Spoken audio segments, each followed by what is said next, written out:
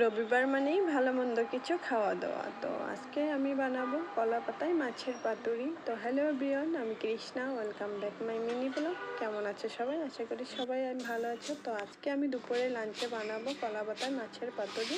তার সঙ্গে আছে ডাল, এগুলি তো আর দেখালাম না। ডাল আছে, ডিম, মাছের ডিম দিয়ে পাতুরি করেছিলাম, ওটাও আছে, আর মাছ ভাজি করছিলাম।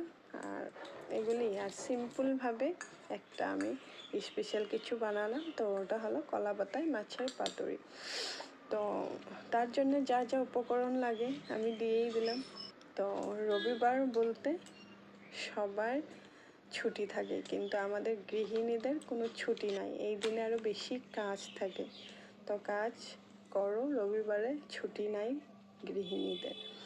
তো কী আর করা যাবে বলো। তো আমি এখানে কলা পাতায় দিয়ে দিলাম মাছটা, আর এখানে একটা কাঁচা লঙ্কা দিলাম, আর একটু সর্ষের তেল দিয়ে ভালো করে মুড়িয়ে বেঁধে তারপরে রাখলাম। আমি বেশি বানাবো না লাঞ্চের জন্য, আমরা যেহেতু 3 জন খাওয়ার মতো মানুষ, তো 3টেই বানালাম।